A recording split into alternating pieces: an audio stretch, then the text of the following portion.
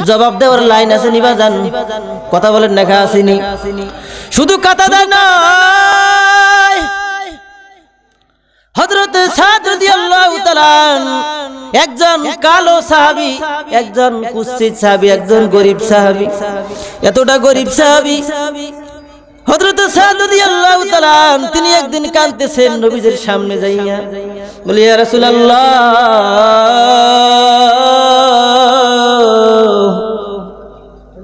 আমি এতটা গরীব হইলাম আমি এতটা কালো হইলাম কুৎসিত হইলাম আমার বংশ নাই মর্যাদা নাই আমার টাকা নাই পয়সা নাই প্রভাব নাই প্রতিপত্তি নাই আমি আপনার সাহাবী আমি আপনার জন্য সবকিছু করতে পারি গো রাসূল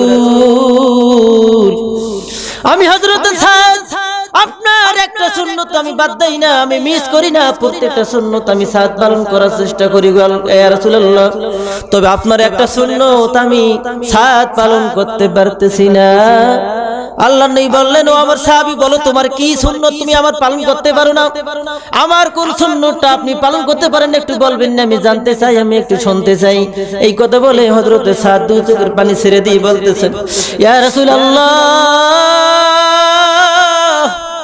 ইয়া হাবিবাল্লাহ টাকা নাই পয়সা নাই প্রভাব নাই প্রতিপত্তি নাই সম্মান নাই মর্যাদা নাই আমার চেহারা নাই আমার সৌন্দর্য নাই আমি আপনার সমস্ত সুন্নত পালন করি আপনার একটা সুন্নত বিবাহ এই বিবাহটা আমি পালন করতে চাই গো ইয়া রাসূলুল্লাহ কিন্তু আমি গরীব দেখে আমি কালো দেখে কেউ আমার মেয়ে দিতে রাজি হয় না আল্লাহর নবী মদিনার মধ্যে তৎকালীন যেমন একজন ধনাঢ্য ব্যক্তি ছিলেন তার কাছে পাঠালেন ও আমার সাদ আর দেরি নয় আমার এই চিঠিখানা যাইয়া অমুক ব্যক্তিকে তুমি দিয়ে দিবা অমুক ব্যক্তিকে তুমি পাঠাইয়া দাও আমার কথা বলবা আল্লাহর নবী পয়গাম পাঠাইছেন আপনার মেয়ের সঙ্গে আমার বিবাহ বন্দোবস্ত করার জন্য বলিয়ে দিয়েছেন হযরত সাদ ও মনে অনেক বড় আশা নিয়ে দৌড় দিয়ে সেই আল্লাহর বান্দার কাছে গেল কাছে যখন যাইয়া দিতে বললেন আল্লাহর নবী সাল্লাল্লাহু আলাইহি সাল্লাম আপনার মেয়ের সঙ্গে আমার বিবাহের পয়গাম পাঠাইছেন যদি আপনি রাজি থাকেন আপনার মেয়েকে আমি বিবাহ করতে চাই বলেন সুবহানাল্লাহ কিন্তু আল্লাহর বান্দা বলেন আমি এত বড় ধনী আমি এত প্রভাব প্রতিপত্তি সম্মানের মালিক আপনার মতন একজন সাহাবী আপনার মতন একজন ব্যক্তি যার চেহারা নাই টাকা নাই পয়সা নাই সম্মান নাই মর্যাদা নাই আপনার মতন একজন ব্যক্তিকে আমার মেয়ের জামাই হিসেবে কি জন্য আল্লাহ রাসূল পাঠাইলেন তিনি তাকে অপমান করলেন অপদস্থ করলেন হযরতে কাতাদা মনটা মলিন করে অন্তরটা কালা করে দু চোখের পানি ছেড়ে দিয়ে যখন আল্লাহর নবীর সামনে আসলেন ইয়া রাসূলুল্লাহ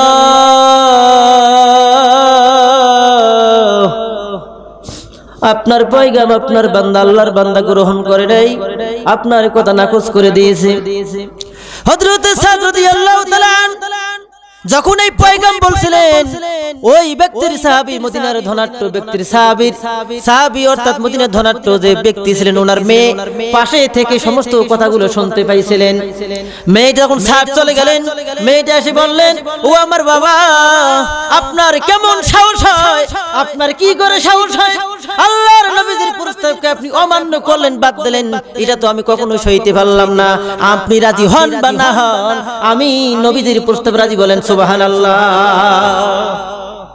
এত বড় ধনী পরিবারের মেয়ে এত সুন্দর চেহারা টাকা পয়সা প্রভাব প্রতিপত্তি সম্মান মর্যাদা কোনো দিক থেকে তার কমতি নাই অথচ একজন সাহাবী তার চেহারা ভালো না চেহারা কুৎসিত কালো টাকা নাই পয়সা নাই প্রভাব নাই প্রতিপত্তি নাই সম্মান নাই মর্যাদা নাই বংশটা পর্যন্ত তার নাই সে রাজি হয়ে গেলেন ওই ব্যক্তিকে বিবাহ করার জন্য রাসূলের ভালোবাসা বলেন সুবহানাল্লাহ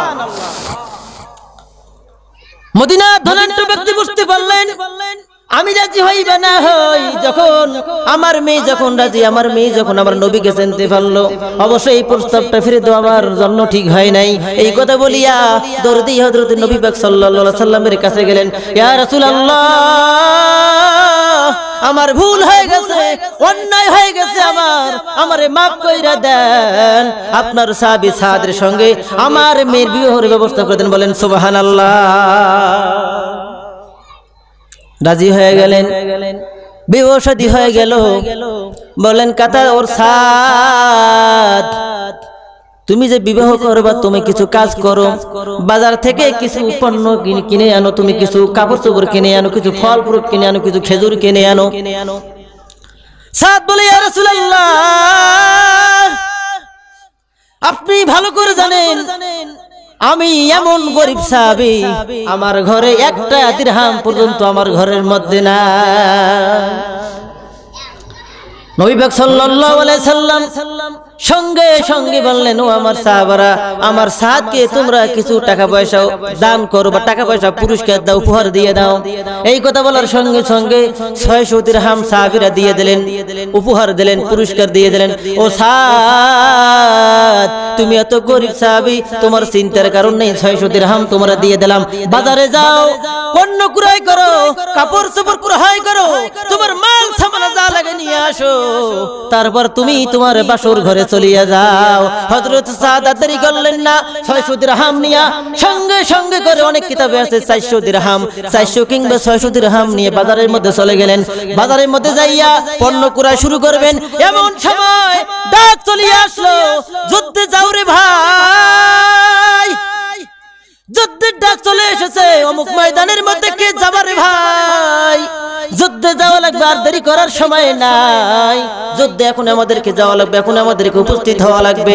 কানের মধ্যে আসার সঙ্গে সঙ্গে বললেন, ভাই আমার টাকা লাগবে না, আমার স্বর্ণ লাগবে না, আমার কোনো খাবার লাগবে না, আমার কোনো কিছু লাগবে না, আমার কোনো রকম খাবারের দরকার নেই, মিষ্টির দরকার নেই, খেজুরের দরকার নাই, আমার কাপড়ের দরকার নাই, আমার পাগড়ির দরকার নাই, আমার পাঞ্জাবির দরকার নাই, আমার বাসর ঘরের ফুলের দরকার নাই রে ভাই।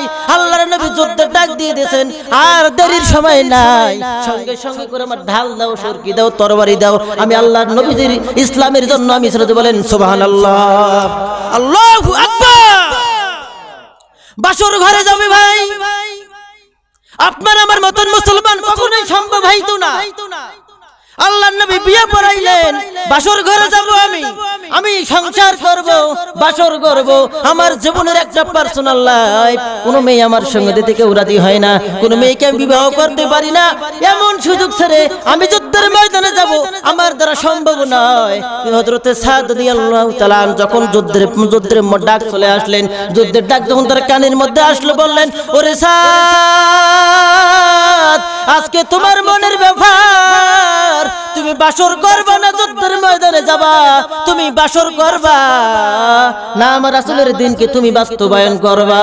মনে বলে, না না, আমার দ্বারা বাসর ঘর করা হবে না, আমার দ্বারা সংসার করা হবে না, আমার দ্বারা স্ত্রী উপভোগ করা হবে না, যুদ্ধের ময়দানে আগে যাব, তারপর যা হওয়ার পরে হবে। বলেন সুবহানাল্লাহ। হযরত সাদ রাদিয়াল্লাহু তাআলা সঙ্গে সঙ্গে করে ঢাল, সরকি, বল্লম, তরবারি নিয়ে যখন রওনা হয়ে গেলেন, রওনা হয়ে যখন যুদ্ধের ময়দানে গেলেন, যুদ্ধের ময়দানে যাইয়া হযরত সাদ আল্লাহর নবীর প্রাণ প্রিয় সাহাবী যুদ্ধ করেন, একজন কাফেরকে দুনিয়া থেকে বিদায় করে জাহান্নামে পাঠাইতেছেন, পাঠাইতে পাঠাইতে এক পর্যায়ে হযরত সাদ রাদিয়াল্লাহু তাআলা দুনিয়া থেকে বিদায় হয়ে আল্লাহর দরবারে চলে গেলেন। যুদ্ধ শেষ হয়ে গেল, আল্লাহর নবী সাহাবীদেরকে দেখার জন্য যখন যুদ্ধের ময়দানে গেলেন, যাইয়া দেখে সাহাবীরা অনেকের হাত নাই, পা নাই, অনেকের মাথা নাই, এইগুলো দেখতেছেন আর আল্লাহর দরবারে দোয়া করতেছেন, মালিক আমার প্রত্যেকটা সাহাবীকে আপনি জান্নাতের পাখি বানাইয়া দেন। হঠাৎ করে দেখতে দেখতে দেখেন, দূর থেকে দেখা যায় একজন সাহাবীর লাশ, দেখে জানো কেমন জানি হযরতে সাদের সঙ্গে মিল পাওয়া যায়। আল্লাহ নবী বলেন, আমার সাহাবারা, তোমরা জানো নি আমার সাদ কোথায়? সাহাবীরা বলে না না বলতে পারি না। সাদ কোথায়? আমি তো জানি সে টাকা পয়সা নিয়ে দিরহাম নিয়ে দিনার লইয়া সে বাসর করার জন্য বাজারের মদিনার বাজারে গেছে, পণ্য কেনার জন্য, খেজুর কেনার জন্য, কাপড় কেনার জন্য, বাসুরের ফুল কেনার জন্য বাজারে গিয়েছে, আমি এতটুকু জানি। তারপর কি হয়েছে যুদ্ধের ময়দানে আর আমাদের কোনো খবর নাই। আল্লাহর নবীজি যখন কাছে গেলেন, কাছে যাইয়া সঙ্গে সঙ্গে দেখলেন ওই সাহাবী আর কোন সাহাবী না, হযরতে সাদ রাদিয়াল্লাহু তাআলা আনহু। আল্লাহু আকবার। আল্লাহর নবী সঙ্গে সঙ্গে হযরতে সাদকে দেখার সঙ্গে সঙ্গে তার দুইটা চোখ বেয়ে যখন পানি পড়া শুরু হয়ে গেল, কাঁদতেছেন আর আফসোস করতেছেন, ওরে আমার সাহাবী, তোমার এত আশা, এত বাসনা, এত ভরসা, সে আশাটা পর্যন্ত তুমি পূরণ করলে না আমার ইসলামের জন্য, আমার ভালোবাসা, আমার মহব্বতের জন্য রে সাহাবী। এই কথা বলিয়ে যখন সাদের চেহারার দিকে তাকায়, দেখে কান্নায় তরবারির আঘাত, হাত নাই পা নাই, সমস্ত শরীরটার মধ্যে তরবারির আঘাত, ক্ষত বিক্ষত হয়ে গেছেন হযরতে সাদ রাদিয়াল্লাহু তাআলা। তা মনে মনে ভাবতেছেন, আমার সাহাবী রে, তুমি আমার এতটা ভালোবাসো, আমার এতটা মহব্বত করো, তুমি আমার তোমার মনের মধ্যে আমার এতটা মহব্বত, এতটা প্রেম ভালোবাসা আমি আগে বুঝতে পারি নাই। এই কথা বলে কাঁদতেছেন। হঠাৎ করে যখন আল্লাহর নবী আসমানের দিকে তাকাইলেন, আসমানের দিকে তাকাইয়া একটা মুচকি হাসি দিলেন। মুচকি হাসি দেওয়ার সঙ্গে সঙ্গে সাহাবারা বলে, ইয়া রাসূলুল্লাহ, এই মাত্র আমরা দেখলাম হযরতে সাদের আপনি লাশ দেখে আপনি কান্নাকাটি শুরু করে দিলেন, তার লাশ মোবারক দিকে আপনি কাঁদতেছিলেন, হঠাৎ করে কি হলো? আসমানের দিকে তাকাইয়া আপনি কেন হাসতেছিলেন? আমরা কি একটু জানতে পারি? একটু আমাদেরকে আপনি বলবেননি, জানাইবেননি? আল্লাহর নবী বলেন, ও আমার সাহাবারা, তোমরা জানিয়ে রাখো, আমি আল্লাহর নবী যে দেখতে পাই তোমরা দেখতে পাও না। আমি যখন তার চেহারা মোবারকের দিকে তাকাইলাম, তাকাইয়া আমরা আফসোস হয়ে গেল, আমার সাহাবী রে, তুমি আমার দ্বীনের জন্য, তুমি আমার ইসলামের জন্য, তুমি আমার ভালোবাসার জন্য, তুমি আমার প্রেমের জন্য তুমি আজকে যে ত্যাগ স্বীকার করলা রে সাহাবী। এই যে তুমি তোমার বাসর ঘরের স্ত্রী বিসর্জন দিয়া তুমি যে ত্যাগ স্বীকার করলা, তোমার শরীরের দিকে তাকাইয়া আমার মনে একটা মায়া লেগে গেছিল। এই মায়ের কারণে আমি আল্লাহর নবী কাঁদতেছিলাম। আর যখন আমি আসমানের দিকে তাকাইলাম, তাকানোর সঙ্গে সঙ্গে দেখি হাজার হাজার হুলগের মানাইয়া আমার সাদের চেহারা মুবারক লইয়া, তার রুই মুবারক লইয়া সবাই টানাটানি শুরু করতেছে। বলেন সুবহানাল্লাহ। একটা দুইটা নয়, হাজার হাজার হুলগের মান, তারা আমার সাদরে লইয়া সবাই টানাটানি করতেছেন। কে কারে নিয়ে চলি তাড়াতাড়ি চলিয়ে জান্নাতের মধ্যে। বলেন সুবহানাল্লাহ। ও প্রিয় বন্ধুগণ, এমন ভালোবাসা, এমন মহব্বত আজ আমাদের মধ্যে 100 ভাগের 1 ভাগ আছে। বলেন না না, শুধু ঠাই না, সাহাবেদের স্ত্রীরা, মহিলা সাহাবীরা আমার আল্লাহর নবীর কতটা মহব্বত করছেন, কতটা ভালোবাসা দিয়েছেন, এই কতটা বলি ইনশাআল্লাহ আমি শেষ করিয়ে দেব। উহুদের ময়দানে যখন চতুর্দিক থেকে আল্লাহর নবীর গায়ে যখন বর্ষার আঘাত, তীরের আঘাত, তরবারির আঘাত শুরু হয়ে গেল, আল্লাহর নবী একটা গর্তের মধ্যে যখন পড়ে গেলেন, আল্লাহর নবীকে আর দেখা যায় না, কেউ আর চিনতে পারে না। ডাক হয়ে গেল, শুরু হয়ে গেল, আইনা মুহাম্মদ, আইনা মুহাম্মদ, আইনা মুহাম্মদ, ও নবী আপনি কোথায়? চতুর্দিক থেকে যখন নবীকে খোঁজাখুঁজি শুরু করিয়ে দিলেন, কেউ নবীকে দেখতে পায় না, নবীকে খুঁজতে পায় না।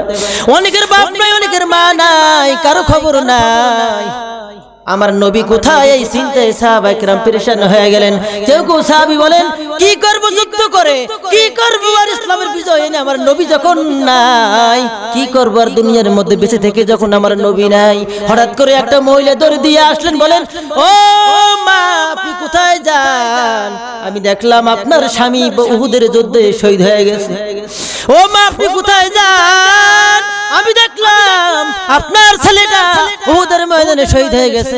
আমি দেখলাম আপনার সন্তান উহুদের ময়দানে শহীদ হয়ে গেছে, আপনার বাবা উহুদের ময়দানে শহীদ হয়ে গেছে, আপনার স্বামী নাই, আপনার বাবা নাই, আপনার ছেলে নাই। মহিলা সাহাবী বলে, ও ভাই আমার কে নাই আমি শুনতে চাই না, আমার নবী কেমন আছে, আমার নবী যে সুস্থ আছে কিনা, আমার নবী যে বাঁচিয়ে আছে কিনা, শুধু আমি এতটুকু আগে জানতে চাই, আমি আর কোনো খবর জানতে চাই না। আল্লাহু আকবার। ও ভাই দেখেন, পিতার মহব্বত ভুলে গেলেন, স্বামীর মহব্বত ভুলে গেলেন, সন্তানের মহব্বত ভুলে গেলেন, তারপর আমার নবীদের মহব্বত বিন্দু পরিমাণও একটা বারের জন্য ভুলে না।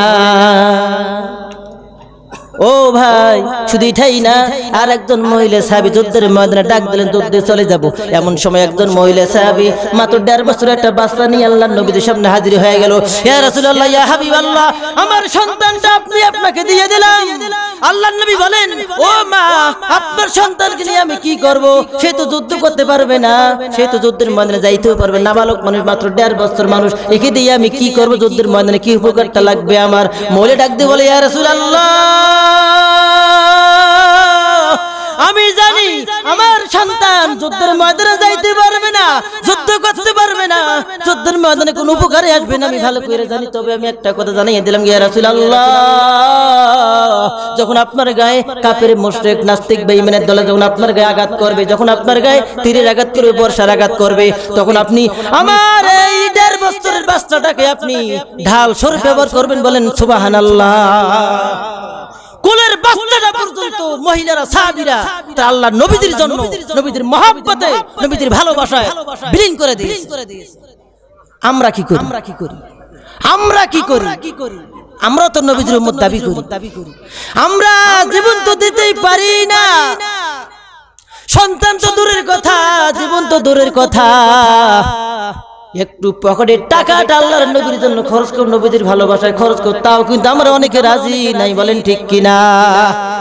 তাই ফির বন্ধুগণ, আমার ইনশাআল্লাহ আমরা চেষ্টা করব আমার নবীদের মহব্বত নিয়ে কবরে যাওয়ার জন্য। পারবো কি ইনশাআল্লাহ? ইনশাআল্লাহ পারবো তো? হাত দেখান ইনশাআল্লাহ। নবীদের মহব্বত নিয়ে, নবীদের ভালোবাসা নিয়ে যদি আমরা আমাদের কবরে একটু যাইতেই পারি, ইনশাআল্লাহ আশা করা যায় কিয়ামতের ময়দানে আপনার আমার উম্মতের কান্ডারি নবী আপনার মা আমাকে না নিয়ে জান্নাতের মধ্যে কখনোই যাবেন না। বলেন সুবহানাল্লাহ। ইনশাআল্লাহ পারবো তো আমরা? নবীদের মহব্বত, নবী বেজার এমন কোন কাজ আমরা করব না। নবীকে সন্তুষ্টি করার জন্য, নবীর ভালোবাসায়, নবীর প্রেমের জন্য আমরা যা কিছু দরকার ইনশাআল্লাহ আমরা চেষ্টা করব তো ইনশাআল্লাহ। আল্লাহ পাক রব্বুল আলামিন আমাদের সকলকে নবীর খাঁটি প্রেমিক করে, নবীর মহব্বত নিয়া, নবীর ভালোবাসা নিয়া, নবীর প্রেম নিয়া কবরে যাওয়ার তৌফিক দান করুক। বলেন আমিন। ওয়াখিরের দাওয়ানা আনিল হামদুলিল্লাহি রাব্বিল আলামিন। এখন সংক্ষিপ্তভাবে জিকিরের কথা বলে আলোচনা করে আমাদের মধ্যে ইনশাআল্লাহ। আসসালামু আলাইকুম। আলহামদুলিল্লাহ। এখন আপনাদের সম্পর্কে জিকিরের বয়ান করবেন জনাব হযরত মাওলানা মিরাজুল ইসলাম সাহেব। জনাব হযরত মাওলানা মিরাজুল ইসলাম সাহেব ইমাম খতিব খেয়াঘাট জামে মসজিদ।